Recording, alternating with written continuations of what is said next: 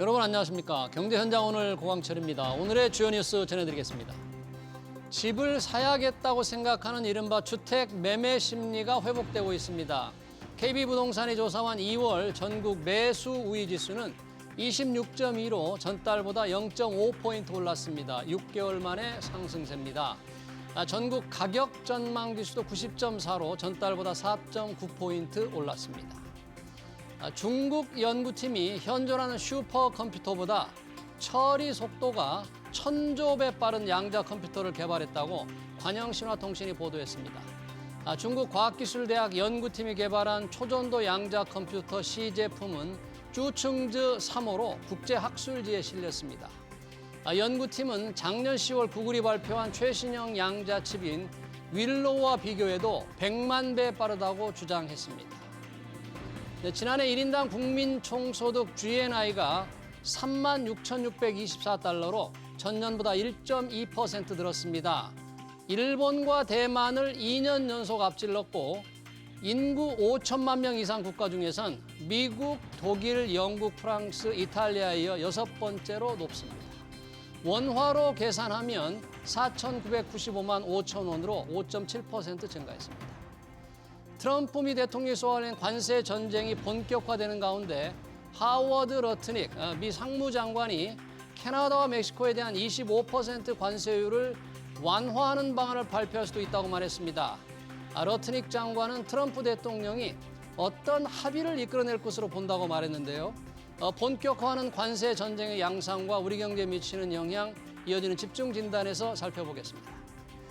경제 현장 오늘은 SBS 비즈 앱과 유튜브에서도 실시간 시청 가능합니다. SBS 비즈 앱을 다운받아 시청하면 더 많은 정보와 뉴스를 볼 수 있습니다.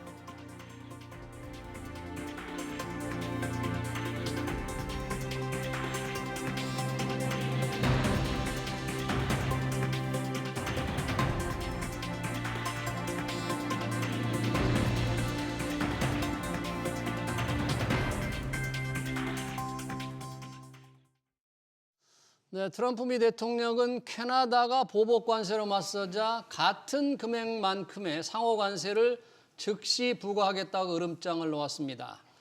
중국도 보복 관세 펀치를 날려서 뉴욕 증시가 연이틀 하락세를 면치 못했죠. 하워드 러트닉 미 상무장관이 관세 완화 가능성을 시사해 우리 증시는 선방하고 있는데 관세 전쟁의 양상이 어떻게 흘러갈지 토론해 보겠습니다. 외교통상부 FTA 교섭대표를 지낸 최석영 법무법인 광장 고문, 박상현 IM증권 리서치본부 전문위원 나오셨습니다. 어서 오십시오. 네, 반갑습니다. 반갑습니다. 자, 관세 전쟁이 본격화하고 있는데요. 관련해서 트럼프 미 대통령이 2기 취임 이후에 첫 상하 합동 연설을 했습니다. 한국에 관련 내용도 조금 나와 있는데 먼저 전체 관세 얘기하기 전에 이번 트럼프 대통령이 연설 중에서 우리나라와 관련된 얘기, 최석영 대사님, 어떤 부분이 좀 우리와 직접 관련된 얘기입니까? 네, 이번 상하원 합동 연설에서 트럼프 대통령이 일단 America is back. 그래서 미국 우선주의를 다시 한번 강조를 했습니다. 예.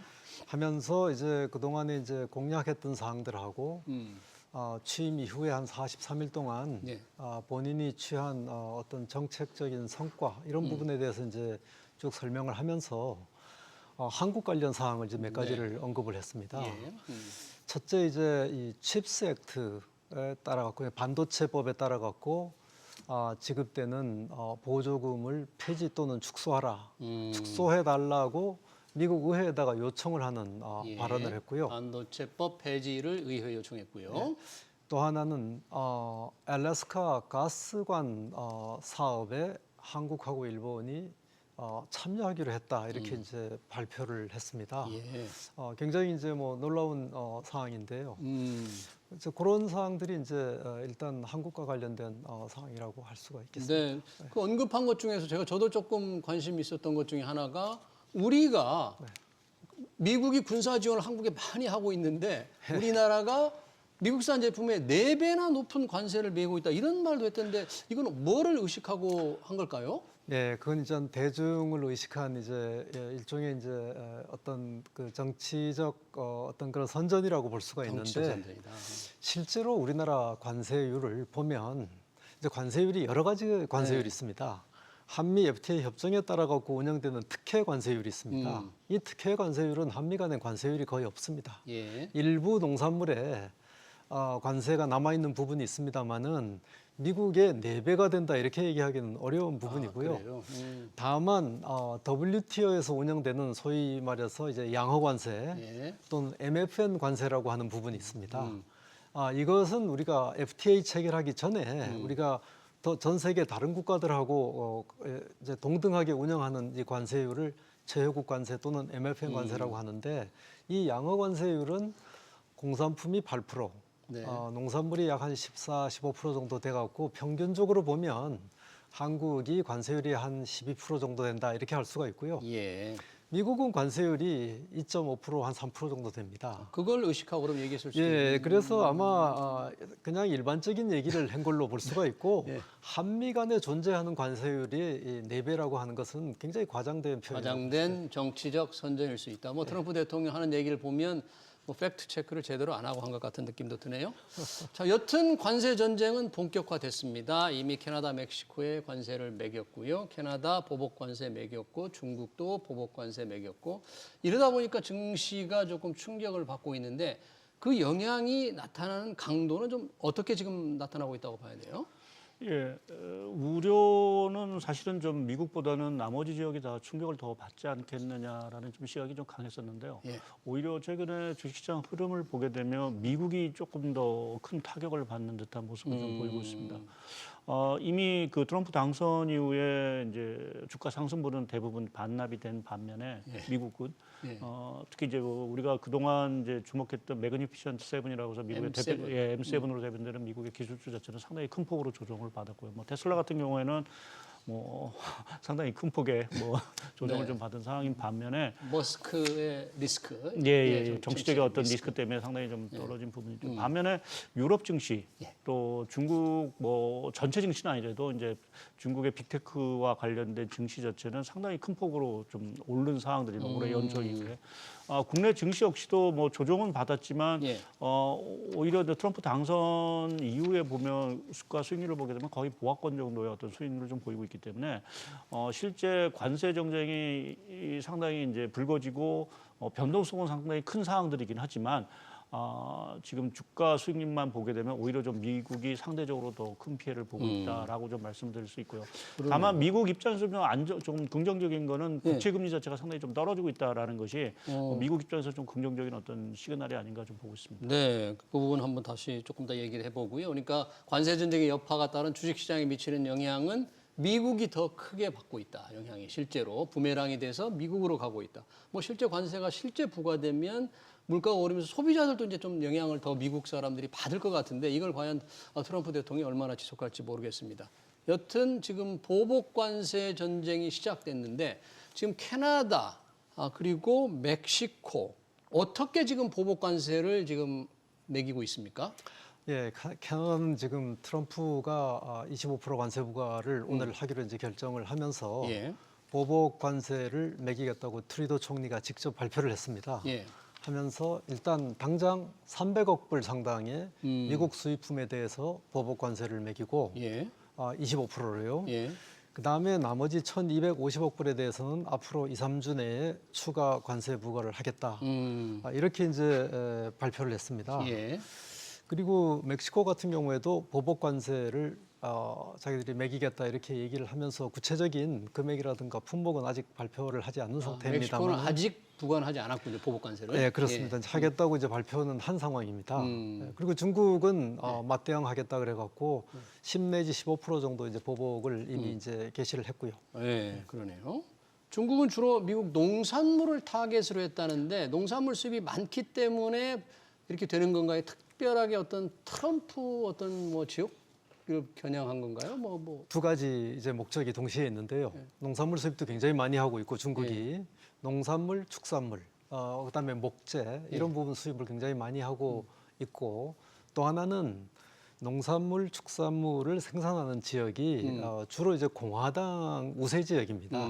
지지층들이 많다. 미국 중부 이쪽이어 갖고 트럼프 대통령한테 직접적인 충격을 줄 수 있는 지역구를 골라갖고 굉장히 타겟된 이런 이제 제재를 하고 있는 이제 그런 상황이라고 보면 되겠습니다. 여튼 뭐 상대국이 가만히 있질 않습니다. 트럼프 대통령. 그런데 트럼프 대통령 그랬어요. 관세를 매긴다? 다시 보복 관세를 또 상응하는 관세를 매긴다고 얘기를 했는데 시장이 미국 시장이 좀 주춤하고 있습니다만 박상현 의원 이 관세 전쟁의 여파에 관련해서 아까 미국 국채 금리가 좀 낮아지는 건 조금 긍정적인 면이다 그러는데 이게 오히려 인플레 관세가 인플레를 조장해서 금리가 좀 오를 것으로 봤는데 이게 경기 둔화 때문에 그렇습니까? 아니면 국채 금리 상황이 좀 어느 정도로 지금 떨어지고 있나요? 예, 말씀하신 대로 이제 국채금리가 떨어진 물가가 한때 뭐 한 4.5%를 넘어서던 미국 10년물 국채금리가 지금 4.1%를 이제 왔다 갔다 하는 2%에서 왔다 갔다 하는 흐름이기 때문에 한 40bp 정도가 이제 좀 하락을 했는데요. 말씀하신 대로 이제 트럼프 대통령 관세 정책으로 인해서 이제 물가가 이제 오를 수 있다라는 우려감이 분명히 있고요. 이제 그것 때문에 일부에서는 이제 스태그플레이션에 대한 우려. 그러니까 우리가 스태그플레이션이라고 하면 물가가 오르고 경기가 이제 나빠지는 이러한 현상을 이제 대표 스태그플레이션이라고 하는데 그럼에도 불구하고 금리는 오히려 좀 떨어지고 있다라는 부분은 아직까지 이제 우려는 하고 있지만 실제 그 물가 우려보다는 사실은 경기 둔화에 대한 것들이 실제적으로 좀 나타나고 있기 때문에 그 부분에서 지금 금리 하락이 좀 나오고 있는 상황들이고요. 지금 뭐 최근에 미국 애틀랜타 연준에서 이제 매주 이제 그 GDP를 추정을 하고 있는데 1분기 GDP 추정치가 전기비 연율 마이너스 2.8%까지 떨어졌습니다. 마이너스로 지금 예상이 되는 추정이 예, 되는. 그러니까 얼마 한 10여일 전만 하더라도 그래도 플러스권에서 움직이던 지표 자체가 근 한 2주 만에 사실은 이렇게 급락을 했다라는 부분 자체는 좀 미국 지표가 예상보다는 상당히 좀 부진한 모습을 좀 보이고 있다라는 것이 좀 중요한 부분들인 것 같고요. 거기에는 이제 소비 둔화라든지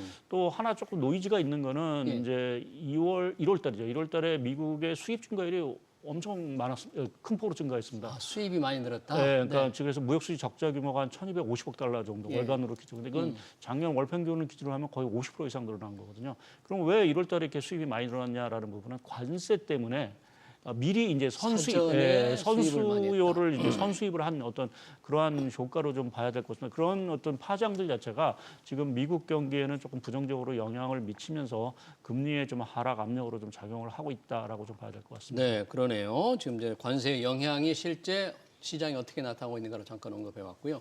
중국이 보복 관세를 매겼는데 사실 관세 전쟁하면 미중 간에 강하게 부딪힐 거다 이렇게 이제 트럼프 취임 전에 예상을 했는데 지금 중국의 맞대응 관세를 보면 중국이 좀 어떻게 나온다고 봐야 됩니까? 조심스럽게 지금 접근하는 겁니까? 한번 본격적인 싸움이 좀 벌어질 것으로 예상이 됩니까? 네, 지금 뭐 폭풍 전야 상태라고 보는 게 이제 가장 정확할 거라고 볼 수 있고요. 예를 들어서 이제 미국도 중국한테 트럼프가 이제 그 선거 기간 중에는 중국에 대해서 60% 관세를 부과하겠다 이런 얘기를 이제 여러 번 이제 강조를 했는데 실제로 취임하고 난 다음에 중국에 대해서는 10% 관세를 부과를 하면서 그걸 이제 조건을 하나를 붙였습니다. 중국으로부터 유입되는 펜타닐 수입이 차단되지 않으면 10% 관세를 부과하겠다. 그리고 나서 또 추가 10% 관세를 부과했거든요. 그러니까 기존에 트럼프 일기 때 중국에 대해 갖고 25% 관세를 부과한 게 있기 때문에 지금 사실은 10% 얘기를 했지만 지금 벌써 중국에 대해서 45% 관세가 이제 부과가 되는 이런 상황이어갖고 지금 중국에 대해서 관세 부과가 전면적인 관세 전쟁은 아니지만 벌써 상당한 수준에 올라와 있는 상태고 중국의 맞보복도 10%, 15% 이런 식으로 해갖고 이제 2번 하기 때문에 중국의 관세도 미국에 대해서는 거의 한 40-50%까지 올라가 있는 상태입니다. 그럼에도 불구하고 이것이 본격적인 관세 전쟁이 아니라고 얘기할 수 있는 건 뭔가 하면 트럼프 대통령 취임하고 난 다음에 4월 1일까지 중국과의 교역 관계를 분석을 해갖고 개선 방안을 보고를 하라고 돼 있습니다. 거기에 따라 갖고 중국이 불공정 거래를 하거나 혹은 뭐 무역 흑자를 계속 유지하거나 이런 상황이 될 경우에는 그동안 이제 그 트럼프 대통령이 쭉 얘기해왔던 보편 관세라든가 상호 관세라든가 뭐 여러 가지 수단을 동원을 해갖고 중국을 징벌적으로 이제 관세를 매길 수 있는 이런 이제 그 상황이 남아 있기 때문에 아직 완전히 본격적인 관세 전쟁 단계에 이르렀다고 얘기하기 어렵습니다. 그러네요.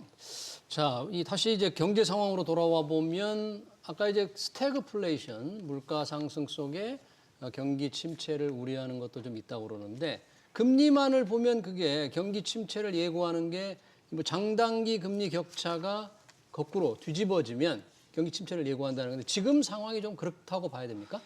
예, 뭐 그런 징후가 조금 나오고 있고요. 예. 근데 우리가 좀 되돌려 보면 예. 2022년에 미국이 이제 금리를 본격적으로 인상을 하면서 말씀하신 이제 장단기 금리 스프레드가 이제 역전이 되는 현상이 장기화됐지만 미국 경기가 침체가지는 않았거든요. 그래서 지금의 현상 자체가 상당히 좀 일시적일 수 있는 부분들이 있고 예. 또 지금 트럼프 정책, 뭐 관세 정책을 포함해서 여러 가지 정책에 대해서 뭐 여러 가지 우려도 있고 뭐 트럼프 대통령이 왜 저래 뭐 하는 이런 네. 볼멘 소리도 도저히 이해가 안 되는, 볼멘 소리도 네. 있지만 사실은 이번 트럼프 2기 정책의 주된 1차적인 정책 목표 자체는 사실은 재정 수지 건전성 개선과 사실은 금리 안정입니다. 지금 미국은 재정 건전화, 무역 적자 줄이는 거 하나하고 재정 수지 적자를 줄이는 거 하고 금리 안정. 그러한 것들을 좀 미국이 고심할 수밖에 없는 것들이 지금 미국의 그 재정 수지 적자 규모 GDP 대비 6%입니다. 예. 이 정도 수준으로 가게 되면 미국의 재정은 어떻게 보면 거덜이 난다는 표현 정도 정도로 상당히 이제 미국이 존립 자체가 상당히 심각한 어떤 뭐 단기는 아니라도 중장기적으로 그러한 상황으로 갈 수밖에 없기 때문에 베센트 재무장관의 지금 최근의 목표는 주식시장보다는 사실은 이제 그 재정 수지 적자 축소 뭐 그것 때문에 관세도 올리고 보조금도 축소를 하고 뭐 여러 가지 정책들 자체가 지금 계속해서 이 재정 수지 적자 쪽에 포커스가 좀 맞춰져 있는 부분들이고요. 예. 뭐 그러한 부분에서 보면 최근에 금리 하락이라는 부분 자체가 어찌 보면은 지금 어떤 정책적인 목표 자체를 일부 좀 달성하는 어떤 분위기가 아닌가라는 좀 생각을 하고 있고요. 특히 올해 같은 경우 이제 미국의 그 국채가 만기가 도래되는 규모가 8조 달러가 넘습니다. 8조 달러 국채가. 예. 그러면 그걸 값진하고 결국 차환을 해야 될 거고 그러면 이와 같은 고금리 상황에서 결국 그동안은 저금리로 발행했던 물량들 자체가 고금리로 차환하게 되면 미국 이자 지출 비중이 더 커지게 되겠죠. 지금도 이자 지출 비중이 국방비 지출을 넘어서고 있는 이러한 상황에서 미국이 이러한 재정 부담을 계속 안고 갈 수는 없다라는 부분에서 미국이 계속해서 재정, 금리 안정을 사실은 요구를 하고 있는 거고. 그래서 최근에 경기가 둔화가 되는 어떤 그러한 징후가 보이고 있지만 이렇게 적극적으로 나서지 않는 부분 자체는 일단 경기의 어떤 최근에 바이든 행정부에 너무 좋았던 경기를 약간은 좀 쿨링하고 또 연준으로 하여금 그렇기 때문에 금리 인하라든지 또 지금 하고 있는 양적 긴축 자체를 중단할 수 있는 그러한 여지를 좀 주기 위해서 지금 이러한 정책들을 좀 추진하고 있지 않나라는 좀 생각을 하고 있습니다. 그래서 예. 지금 우리가 금리의 하락 자체를 좀 경기 둔화라는 부분에서 부정적으로 볼 부분도 있지만 한편에서 보면은 일부 트럼프 2기 정책의 효과들 자체가 좀 나오고 있는 것들로도 좀 저희가 좀 판단해 볼 수 있지 않을까 보고 있습니다. 네, 최근에 국채금리 인하가 어떤 정책적인 기대가 조금 반영돼서 기대가 조금 현실화되면서 물론 경기가 워낙 안 좋기도 하지만 나빠지고 있기도 하지만 그런 것도 좀 있다. 아까 최소영 대사님께서 이제 그 중국을 비롯한 교역 상대국의 무역 관행이라든지 여러 가지 비관세 장벽을 조사해서 4월 1일까지 조사해가지고 보고하라 그랬잖아요. 그래서 상호 관세를 매긴다고 그랬는데 네. 그러면 그 교역 상대국 관세만큼 똑같이 매긴다 뭐 그런 게 상호 관세는 겁니까? 상호 관세에 대한 엄격한 정의는 없습니다. 그러니까 이제 일반적으로 상호 관세라고 할 때 예를 들어 갖고 무역 상대국이 10% 관세를 매기면 예. 우리도 거기에 상응하여서 10%를 매긴다. 이런 개념으로 딱 정리가 된 것이 아니고 지금 현재 트럼프 2기 행정부가 생각하고 있는 상호 관세라고 하는 것은 무역 상대국이 안고 있는 관세와 예. 비관세 장벽을 모두 통틀어서 이게 시장 접근의 장벽이라고 보는 겁니다. 그래서 이제 관세는 수치로 나와 있는데 비관세 장벽은 수치가 없거든요. 예.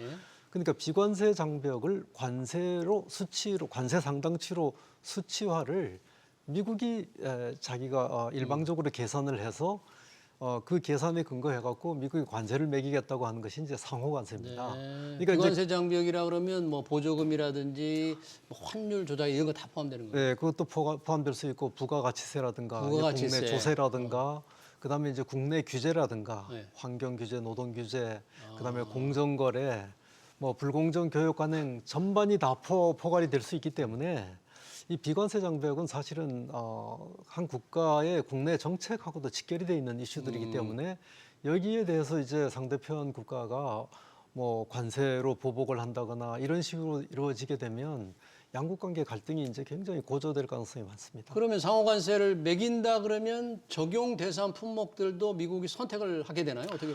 지금 미국이 모든 이제 이 권한을 다 가지고 하겠다고 하는 의미입니다. 그러니까 예를 들어서 한국이 어떤 비관세 장벽을 가지고 있다, 뭐 부가가치라든가 예. 뭐 환율이라든가 여러 가지 가지고 있을 때 이걸 개선하지 않으면 거기에 상하는 관세 몇 %를 매기겠다라고 하는 것이 이제 이 트럼프의 의도입니다. 네, 우리도 예외가 아닐 것 같네요. 그런 관세를 매게 되면 처음에 걱정했던 게 미국 경제 인플레 우려입니다. 그런데 지금 미국 금리, 시장 금리가 조금씩 떨어지고 있다면 이 인플레 우려보다는 아까 정책 효과가 좀 크기 때문입니까? 아니면 앞으로도 계속 떨어질 것으로 예상을 해야 됩니까? 인플레 영향을 감안한다면 어떻게 보세요? 인플레 영향을 감안한다면 사실 그 금리가 추가적으로 하락하는 데 좀 제한이 분명히 있을 겁니다. 그리고 아직은 뭐 말은 사실은 좀 많이 이제 나왔지만 실제 그 관세 부과에 따른 수입 물가의 상승 자체는 저희가 아직 확인이 못한 사항들이거든요.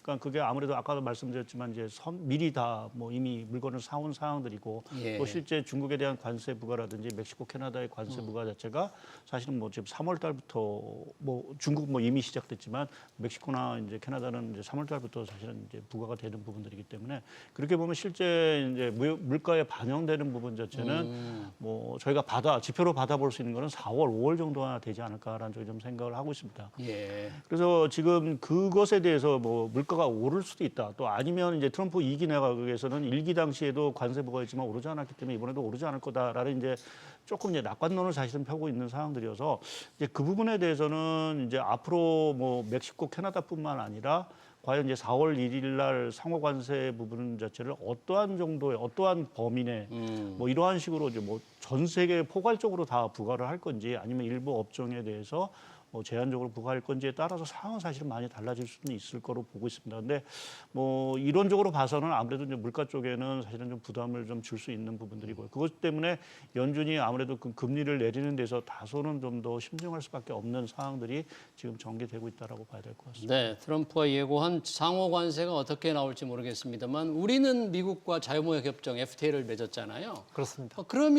그렇지만 우리도 비관세 장벽 같은 걸 감안한다면 상호 관세에서 자유로울 수가 없는 겁니까? 그렇습니다. 한미 FTA 협정을 이제 크게 보면 네. 관세 부분하고 비관세 부분으로 이제 나눌 수가 있는데 관세 부분은 거의 무쇠화가 돼 있습니다. 예. 물론 일부 농산물은 이제 관세가 있습니다만 농산물들은 여전히 조금 있습니다. 그것도 상당히 많이 이제 감축이 된 상태고 예. 우리가 특히 민감하다고 생각하는 이런 이제 몇 가지 품목에 대해서는 관세가 좀 남아 있는 부분이 있습니다만은 대부분의 관세는 없어졌다고 봐야 되고요. 예. 그럼에도 불구하고 비관세 장벽은 아직도 여전히 이제 많이 남아 있는 상황이고 미국이 지목할 수 있는 비관세 장벽을 우리가 생각한다면 어떤? 지금 트럼프 대통령도 그렇고 이제 그 제미슨 그리어 USTR 그 미국 무역 대표도 이제 그 청문회 때 한 얘기들이 있는데요. 우리나라가 이제 도입하려고 하는 플랫폼 독과점 규제, 그러니까 미국 빅테크를 규제한다 이래갖고 그것을 이제 하나의 어떤 비관세 장벽으로 이제 언급을 한 바가 있고 트럼프 대통령도 이제 그 행정명령 발령을 하면서 네. 한국하고 EU 등 국가들이 운영하는 부가가치세가 결국은 별도의 어떤 다른 형태의 관세다 이런 식으로 주장하면서 여기에 상응하는 관세를 부과해야 되겠다 이런 얘기를 했거든요. 예. 그렇기 때문에 우리나라가 그 비관세 장벽이 미국 트럼프의 시각에서 볼 때는 상당히 많은 비관세 장벽이 있다고 봐야 됩니다. 트럼프 대통령 입장에서 본다면 예, 그 사람 그렇습니다. 시각으로 예, 보면. 그래서 아까 지금 이제 상호관세하고 여기 이제 물가 인플레 압력 같은 게 쭉 얘기가 나왔는데 예. 이제 우리가 이제 이걸 그 상호관세를 전 세계적으로 미국이 부과를 하면 예. 당연히 미국이 인플레 압박을 받을 수밖에 없을 텐데 미국도 피해를 받기 때문에 그렇게 못하겠죠 이제. 그래서 상호관세는 앞으로 품목별 또는 분야별 그리고 국가별로 차등적으로 교섭의 결과로 부과되지 않을까. 국별 협상이나 협의를 통해서 그렇습니다. 뭔가 미국의 요구를 들어주지 않을 경우 또는 그렇습니다. 그래서 그리고 이제 또한 미국이 양자 차원에서 막 압박을 가하면 예를 들어서 무역 상대국한테 비관세 장벽을 해소를 하라. 그러지 않으면 관세를 부과하겠다 이런 조건이거든요. 그럼 무역 상대국은 상당한 수준의 그 비관세 장벽 해소를 위한 조치를 취할 겁니다. 그러면 관세가 실제로 미국이 협박을 하는 만큼 그대로 다 부과는 안 된다고 봐야 되겠죠. 예. 지금 여기 그 불법 이민하고 펜타닐 유입 때문에 미국이 지금 그 캐나다하고 멕시코에 25% 관세를 예. 부과한다고 하면서도 그동안에 어느 정도 협상이 진전이 됐으니까 뭐그 25%의 수치에 대해서는 협상할 수 있다 이런 얘기를 하는 것이 상무장관이 미상무장이 완화할 수도 있다 뭐 이런 얘기를 했거든요. 예, 그거는 지금 관세라고 하는 건 장벽을 높이면 자국의 소비자들도 피해를 보기 때문에 이게 무조건 관세, 고관세를 때리는 것이 부과하는 국가에만 유리한 것은 아닙니다. 이게. 예, 그러네요. 그러나 여튼 지금 관세 양국의 관세 전쟁이 시작되고 있는데 그 여파가 아까 그 뉴욕 증시가 가장 타격을 받는데 그 중에서도 아까 테슬라도 박성현 의원께서 언급을 해주셨지만 빅테크 M7의 타격이 큰데 본격적인 이 M7 기술주들의 뭐 조정기라고 봐야 됩니까? 뭐가 펀더멘털 좀 문제가 생긴 겁니까? 아니면 이 정책 변수로 일시적이라고 봐야 될까요? 어떻게 조금 이 평가를 하고 계십니까? 예, 뭐 저는 결론적으로 약간 좀 뭐 펀더멘탈이 크게 훼손됐다기보다는 사실은 그동안 고평가 논란 속에서 이제 관세 불확실성 뭐 이런 것들이 커지다 보니까 좀 조정의 흐름을 좀 보이고 있는 것들이 아닌가 좀 생각을 하고 있고요. 예. 또 한 가지는 사실 딥시크 출현도 사실 적지 않은 영향을 미친 것 같습니다. 중국의 딥시크. 네. 예, 그것이 결국 그동안 어찌 보면은 이제 지난해까지는 이제 뭐 AI와 하면은 이제 미국 M7 뭐 이런 식으로 해서 어떻게 보면 승자 독식과 같은 뭐 1인 독주 체제였다라고 하면 지금 딥시크 출현 이후의 모습들 자체는 뭐 춘추전국 시대로 들어간 듯할 것 같은 그러니까 선수들이 사실은 많이 이제 등장을 하면서 시장의 관심 자체가 상당히 퍼진 부분 자체가 좀 기술주의 조종을 사실은 조금 초래한 부분들이 아닌가라는 쪽에 좀 생각을 좀 하고 있습니다. 근데 앞서 이제 제가 그뭐 미국이 이제 재정 수지라든지 이제 금리 인하에 초점을 맞췄다라고 이제 얘기를 하는데 그러한 것들을 이제 맞추는 것들이 사실은 어떻게 보면 향후에 미국이 이제 감세라든지 이러한 경기 부양을 하기 위한 어떤 빌드업 과정으로 사실은 좀 생각을 합니다. 그래서 뭐 앞으로 이제 연말 이제 또 추가 연구 감세 뭐 이러한 것들을 좀 해야 되는 부분들이 있기 때문에 그러한 재원들을 마련하는 이러한 과정이 마무리가 좀 어느 정도 조금 이제 계획대로 진척이 된다라고 하면 결국 미국은 다시 이제 금리 인하라든지 또 이러한 어떤 감세. 이런 재정 부양 정책을 통해서 다시 이제 미국 어떤 주가 부양 또 경기 부양에 나설 수 있는 부분들이 있어서 뭐 하반기 이러한 쪽에 가서는 조금 빅테크 주가가 다시 좀 상승 쪽의 어떤 흐름을 계속 좀 이어가는 이러한 모습이 나오지 않을까 좀 전망을 하고 있습니다. 네, 지금 관세 전쟁의 여파가 글로벌 경제 그리고 글로벌 증시에 영향을 미치는데 뭐 중요한 건 우리 경제죠. 우리 기업들에 미치는 영향. 알래스카 가스관 투자 사업에 우리 기업들도 지금 참여하도록 지금 요구를 받았는데 보통 이런 전쟁, 관세 전쟁이 조금 본격화 얼마 정도 지속될지 모르겠습니다. 우리가 조금 상당한 충격을 받을 수밖에 없는 건 아닐까요? 예, 일단 뭐 우리나라 이게 그 경제 그 대무역 의존도가 굉장히 높은 나라이기 때문에 우리나라가 직접 공격을 받지 않는다고 하더라도 여기 멕시코하고 카나다가 미국의 이제 관세 부과 대상이 되는 것 자체가 한국에 이제 간접적인 즉 간접적인 영향을 이제 미치고 있는 상황이거든요. 그렇기 때문에 지금 트럼프의 어떤 이 고관세 정책, 관세를 통한 어떤 위협, 압박 이런 것들이 한국한테도 이제 굉장히 이제 피해를 줄 가능성이 굉장히 높습니다. 그럼에도 불구하고 이 트럼프의 관세 정책을 좀 더 우리가 면밀하게 살펴봐야 될 필요가 있는 것이 일단 트럼프의 공격 대상에 한국이 제 1차 타겟은 아닌 것처럼 보인다는 거죠. 1차 타겟은 아닌 것 같다. 1차적인 타겟은 중국이고 예. 그리고 멕시코, 카나다, EU가 미국으로 볼 때는 대미 무역 흑자를 가장 많이 내는 국가의 1, 2, 3, 4거든요. 이게 한국은 한 8번째 정도, 9번째 정도 이제 밀려 있는 상황이기 때문에 한국이 일단 미국이 취하는 이 관세 조치에 대해 갖고 당장 금방 생사가 갈리는 이런 문제로 이제 호들갑을 떨 필요는 없다는 겁니다. 우리 입장에서는 그럼에도 불구하고 충격이 굉장히 클 수 있는 잠재력이 있기 때문에 지금 권한대행 체제로 있습니다만은 한국이 얻을 수 있는 거, 그다음에 미국과 협력할 수 있는 분야, 아까 LNG도 말씀하셨지만 조선 해운 분야, 그다음에 뭐 원자력 분야, 그다음에 이제 소형 원자력 원자로. 모델 같은 이런 부분에 있어 갖고 우리가 이제 협력할 수 있는 부분이 굉장히 많이 있고요. 예. 반도체 배터리 분야도 우리가 협력할 수 있는 부분이 굉장히 많이 있습니다. 이런 부분에 대해 갖고 예. 양국 간에 이제 서로 윈윈 할 수 있는 이런 상황을 만들어내는 것이 가장 중요하다고 생각합니다. 네, 알겠습니다. 트럼프 대통령 쏘아올린 관세 전쟁 그리고 우리 대응 전략까지 관련 토론 여기서 마치겠습니다. 지금까지 최석영 법무법인 광장 고문, 박상현 IM증권 리서치본부 전문위원이었습니다. 고맙습니다. 네, 수고하셨습니다.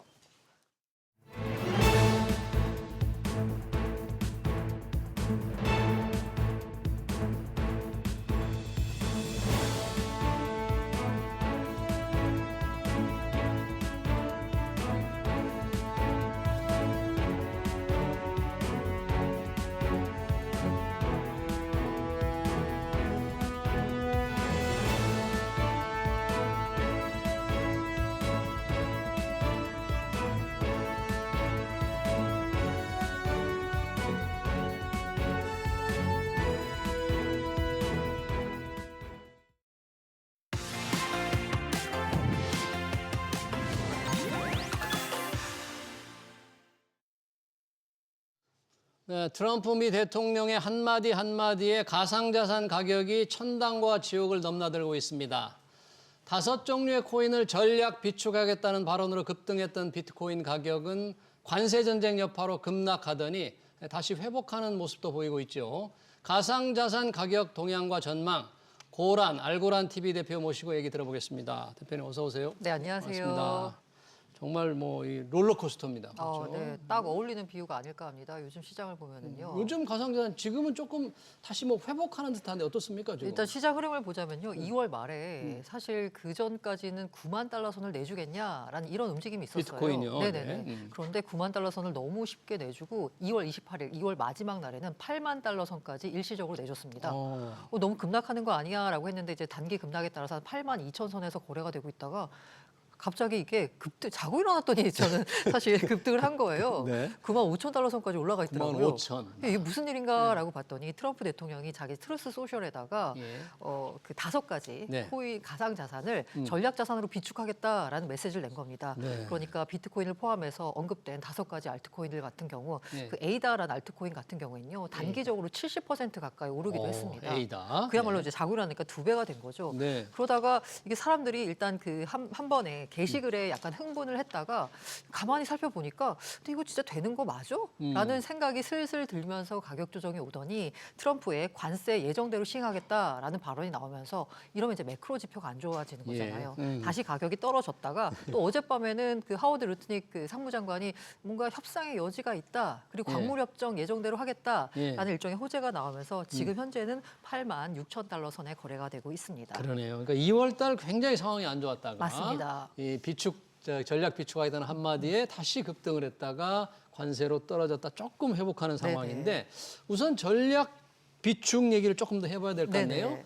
5종류의 코인, 비트코인, 이더리움 말고 나머지 또 3가지를 얘기했던데 이건 무슨 코인이에요? 일단 그 타임라인을 보시면요. 일단 트럼프 대통령이 우리가 이제 전략 자산을 비축하겠다라고 하면서 XRP, 솔라나, 그다음에 에이다 등 에이다. 3가지 알트코인을 말한 거예요. 예. 그러니까 사람들이 비트코인하고 왜 이더리움은 없지? 라고 하니까 한 2시간 뒤에 아니야, 비트 이더는 당연히 포함되는 거야. 당연히 포함되고. 나는 비트코인과 이더리움을 사랑해 라면서 추가 트윗을 올렸습니다. 아. 이제 사람들이 생각하기에 비트코인은 뭐 당연히 들어가는 거고 예. 이더리움 같은 경우에도 시가총액 2위 알트코인이니까 네. 그렇겠거니라고 여겼어요. 예. 그런데 트럼프 입에서 이렇게 알트코인이 구체적으로 등장한 건 이번이 처음이었거든요. 아, 구체적으로 네. 지목한 거. 그러면서 뭐 해당 언급했던 XRP, 솔라나, 에이다 등이 급등하는 일이 있었습니다. 네, 이 리플 이게 XRP. 이게 이제 이 XRP를 만든 그 개발한 곳의 이름이 리플랩스라는 회사고요. 네. 코인 이름은 XRP입니다. 코인은 XRP고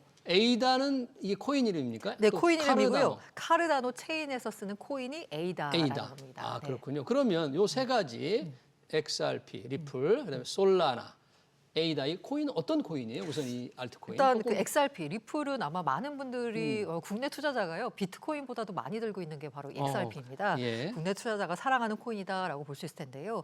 이 리플, 이 XRP 목적이 뭐냐면 국제 송금과 결제 시장을 장악한 게 지금 스위프트라는 은행들의 망이거든요. 예.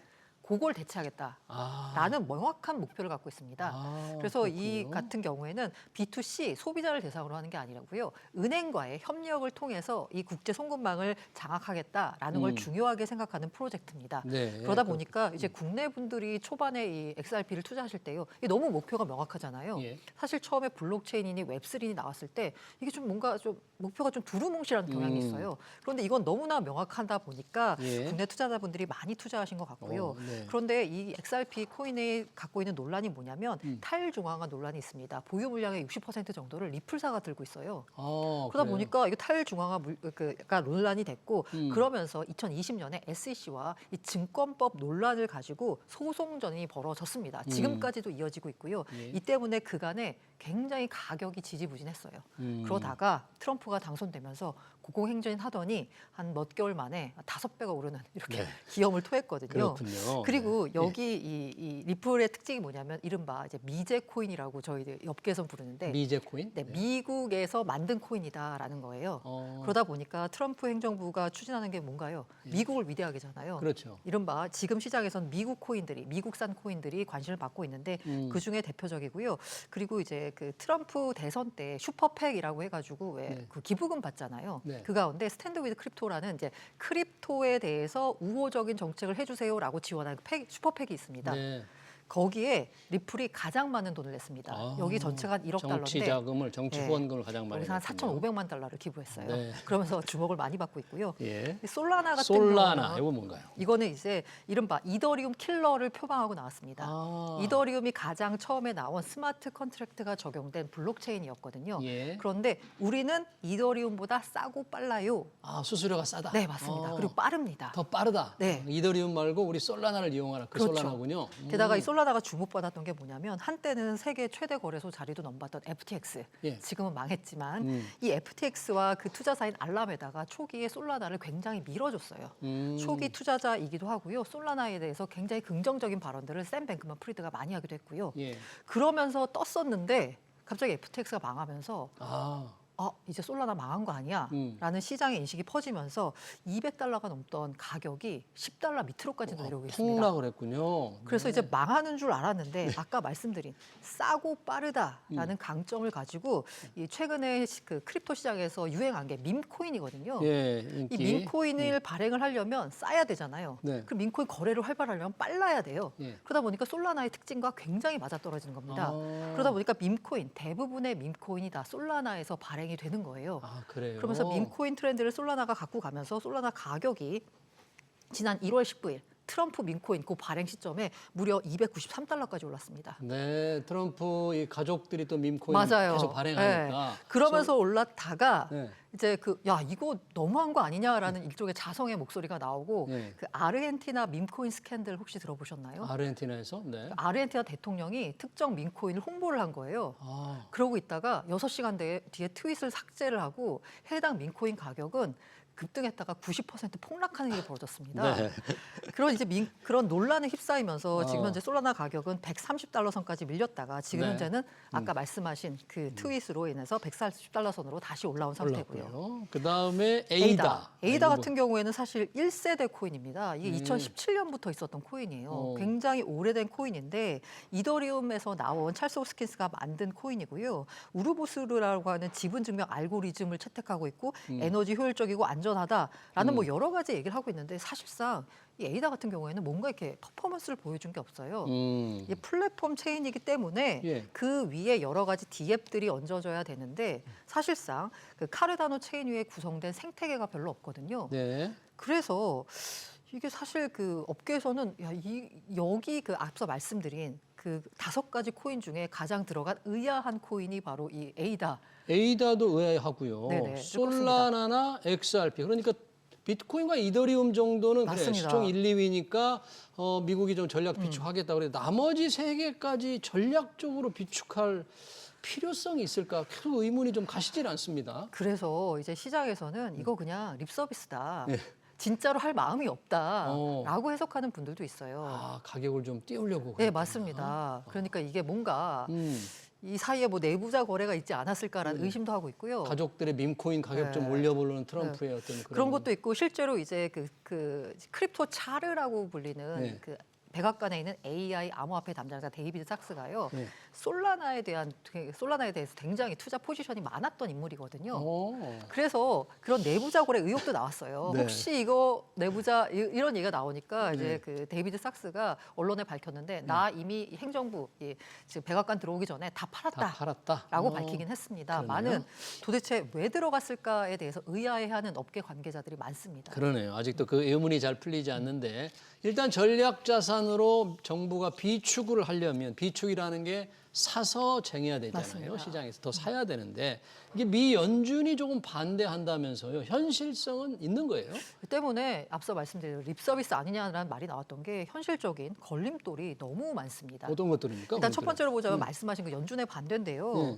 이게 일종의 비트코인을 전략 자산으로 비축한다는 건 통화 주권의 문제입니다. 음. 달러 주권을 위협할 수도 있는 거고요. 이 비트코인 자체가 탈중앙화 자산이잖아요. 예. 그러면 중앙은행이 통제할 수 있는 자산이 아니에요. 그렇기 때문에 연준은 당연히 반대할 수밖에 없습니다. 연준의 그리고 이게 반대. 달러 권위를 약화시킬 수도 있다라는 네. 판단이 들고 있고요. 어. 이 무엇보다도 중앙은행의 전략 자산을 비축한다는 얘기는 자산이 안정성이 있어야 되잖아요. 그렇죠. 근데 비트코인 같은 경우에는 변동성이 너무 큽니다. 가격 변동이 워낙 크니까. 이걸 어떻게 전략 자산을 비축할 수 있느냐라는 그 의문이고요. 예. 실제로 이제 파월 의장 같은 경우에도 과거에 비트코인은 투기 자산에 불과하다라는 식으로 말을 한 적이 있습니다. 네. 이 두 번째로는 네. 법적 제도적 제약입니다. 법적 제도 제약이 있다. 비트코인을 전략 자산으로 비축하려면 예. 의회 승인을 받아야 되고요. 예. 이에 관련된 예산을 확보해야 됩니다. 음. 근데 이거 어떻게 확보하나요? 의회가 그러니까요. 동의를 해줘야 되잖아요. 의회가 동의를 하더라도 하는 네. 것도 쉽지 않을 때 하더라도 미국도 지금 재정 적자도 맞습니다. 많은데 돈을 부채 어디서- 문제도 있고요. 네, 돈 어디서 부채도 구할 많은데 거야? 어디서 구하죠? 현실적으로는 제약이 있고요. 네. 세 번째가 법적 근거입니다. 이게 비트코인을 공식 전략 자산으로 비축할 수 있는 법적 권한이 현재로서는 모호합니다. 아, 없어요. 예. 금은 아니잖아요. 음. 만약에 금처럼 비트코인을 전략 비축 자산으로 분류하려면 새로운 법률이 만들어져야 합니다. 네. 그 현실적으로 가능할까? 그래서 보자면요. 사실 가능성은 낮지만 그렇다고 또 완전히 불가능한 것도 아닙니다. 네, 그러네요. 진짜 그러면 실제로 목표로 세워서 뭐 100만 개까지 사는 게 아니고요. 약간 정치적인 메시지를 전달하는 차원에서 한 10,000개만 사볼게. 이렇게 그렇게. 해도 뭔가 이 트럼프 행정부가 추진하려는 목표를 메시지를 전달하는 데는 효과가 있을 수 있거든요. 네, 트럼프 대통령은 이렇게 전략 비트코인이나 이런 이더리움 5종류를 전략 자산으로 비축해서 어떤 정치적 메시지를 뭐를 노리는 겁니까? 네, 일단 첫 번째로는 경제적 패권을 유지하겠다. 이 달러 패권을 유지한다라고 볼 수 패권. 있는데요. 이른바 이 달러가 글로벌 지배력을 지금 갖고 있는 자산이잖아요. 그런데 여기 달러 기반 시스템에 오히려 비트코인 같은 새로운 자산 클래스가 추가가 되는 겁니다. 그러면 금과 비슷하게 달러를 너무 많이 찍어냈을 때 벌어질 수 있는 인플레 우려를 예. 비트코인으로 해지할 수 있다라는 거예요. 그런 계산이 깔려 있습니다. 예. 저는 두 번째를 사실 가장 눈여겨보고 있는데요. 뭡니까, 이게 두 뭐냐면 번째가? 아까 말씀드린 대로 크립토 업계가 가장 많은 돈을 냈습니다. 네, 정치 후원금을 많이 맞습니다. 내니까 그래서 계속해서 이제 받으려고. 크립토 업계와의 정치적 동맹이다라고도 풀이할 수 있고요. 앞서 말씀드린 대로 후원금도 있지만 이렇게 되면 이 크립토를 투자하고 있는 많은 미국의 시민들, 투표권을 갖고 있는 시민들, 이분들을 다 지지자, 우군으로 확보할 수 있는 거죠. 예. 그리고 중국 견제하는 부분도 있고요. 예. 왜냐하면 중국 같은 경우에는 2019년에 채굴 업체들 쫓아내면서 비트코인에 대한 통제권을 약간 잃어버리는 그런 느낌이 있었거든요. 예. 그런데 요거를 우리가 다 갖고 오겠다, 미국이라는 의미가 있고요. 그리고 이 미래 준비라는 그 경제 혁신을 나는 추구하고 있다, 경제적 자유를 추진한다라는 그 이미지 있잖아요. 이미지. 이거 트럼프가 다 갖고 갈 수 있는 겁니다. 예. 그리고 저는 이 다섯 번째도 상당히 크다라고 보는데요. 뭡니까? 뭐냐면 닉슨 대통령 하면 떠오르는 게 어떤 부분이 있나요? 닉슨 대통령 달러 맞습니다. 근본이제로 근본이제로. 네. 예. 우리 앞으로 달러 태환, 네, 이제 달러 금태환 안 금태환 안 해주겠다. 해주겠다라고 선언했잖아요. 예. 이러면서 정말 역사에 남는 인물이 됐습니다.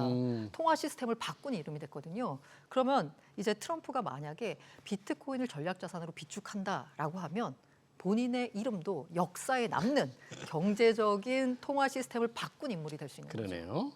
관련해서 백악관이 가상자산업계 최고 경영자들을 한 자리에 불러가지고 크립토 정상회의, 크립토 서밋을 한다는데 7일로 예정이 돼 있던데 맞습니다. 혹시 어떤 얘기들이 오갈까요? 다들 기대하고 있어요. 여러 가지 얘기가 나올 땐 뚜껑을 열어봐야 할 텐데 일단 시장에서 나오는 거는 아마 규제 프레임워크 명확화라고 해서요. 스테이블 코인과 관련된 규제가 뭔가 나오지 않을까. 플러스 스테이블 코인 규제. 그다음에 미국 증권거래위원회 SEC와 상품선물거래위원회 CFTC 여기를 조금 업무 분장을 좀 해주지 않을까라고 생각하고 있습니다. 네. 두 번째는 크립토 업계가 사실 바라는 부분인데요. 비트코인 전략자산 비축과 관련된 구체적인 실행 계획이 나왔으면 좋겠다. 구체화하는 계획이 나왔으면 좋겠다. 이건 바라고 있는데 사실 좀 쉽지는 않을 것 같긴 해요.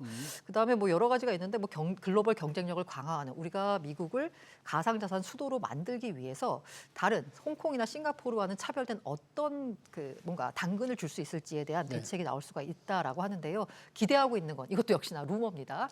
혹시라도 암호화폐 양도소득세 폐지 같은 게 나오지 않을까라고 기대하고 있는데 사실 요거는 이제 기대감이고요. 근데 다만 여기 이제 업계 코인베이스, 크라켄 같은 앞서 말씀드린 정치적 후원금을 어마어마하게 냈던 그 프로젝트 대표들이 참여하거든요. 그러니까 이들의 뭔가 그 요구를 들어줄 수 있는 자리가 되지 않을까라는 생각입니다. 네. 지금 코인 가격이 천당과 지옥을 오고 가는 듯합니다만 뭔가 좀 상승 분위기는 좀 있는 것 같긴 한데요. 네네. 시장에서는 여전히 뭐 강세장을 예상하는 사람이 많다면서요. 대체로 전망들, 그 강세장의 좀 근거 어떻게 지금 보고 있나요? 일단 강세장의 전망으로 가장 강력하게 나오는 건 뭐냐면요. 지금까지 있었던 비트코인의 가격 사이클을 보자면 반감기 효과가 분명히 있었습니다. 네. 지난해 4월에 반감기가 있었거든요. 4월에요? 보통 반감기가 지나고 나서 12개월에서 18개월 사이에 최고점 찍습니다. 그러면 대충 한 여름쯤에는 고점 찍는다라는 거예요.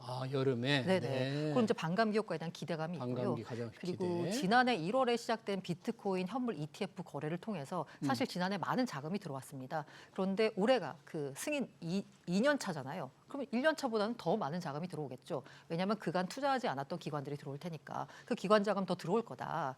그리고 아무래도 트럼프 행정부가 친크립토 정책을 내놓을 거다라는 기대감이 있습니다. 그래서 상승을 기대하는 낙관론자들이 많은데요. 그런데 무엇보다도 이 모든 것의 뭔가 전제 조건은 뭐냐면 일단 매크로가 조금 안정돼야 될 것 같습니다. 매크로 경제, 네, 매크로 지금 상황이. 현재 아마 경제가 망가지면 뭐 비트코인이건 뭐건 자산 가격이 좋을 리가 없거든요.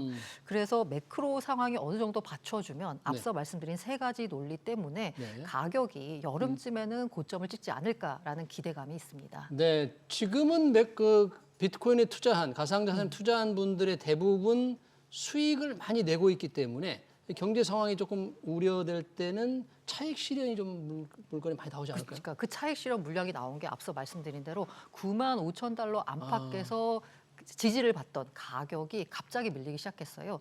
요 밀렸던 때를 보니까 비트코인 ETF 쪽에서 굉장히 많은 자금 순유출이 나왔습니다. 비트코인 ETF에서요? 네네. 그게 아마 가격을 밀어내린 것 같고요. 그래서 차익 실현 물량도 있지만 이런 기대감 때문에 매크로가 좀 받쳐주면 가격 상승이 기대되는데 이 관세 전쟁에 따른 불확실성 그러니까요. 등등으로 해서 경제가 망가지면 사실 크립토도 오르기는 쉽지 않은 상황입니다. 네, 역시 이 반감기 효과는 있지만 매크로 경제 상황에 따라서 가격 상승이 지속될지는 조금 더 관점을 조금 넓게 조금 지켜봐야 되겠다. 그렇게 정리를 할 수 있겠습니다. 최근 가상자산 가격 동향 얘기 잘 들었습니다. 고란 알고란 TV 대표였습니다. 대표님 고맙습니다.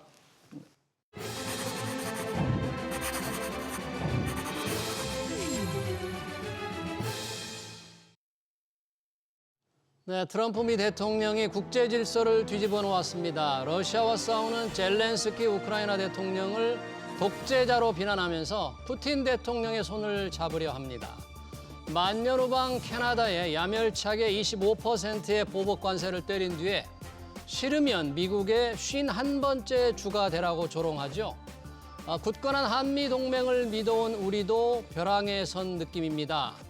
정부가 노력하고 있지만 리더십 붕괴로 한계를 절감하는데요. 기업을 믿을 수밖에 없습니다. 여야 모두 정쟁을 멈추고 절박한 기업들을 도와야 합니다. SBS 비즈 경제현장 오늘 여기서 마치겠습니다. 시청해주신 여러분 고맙습니다.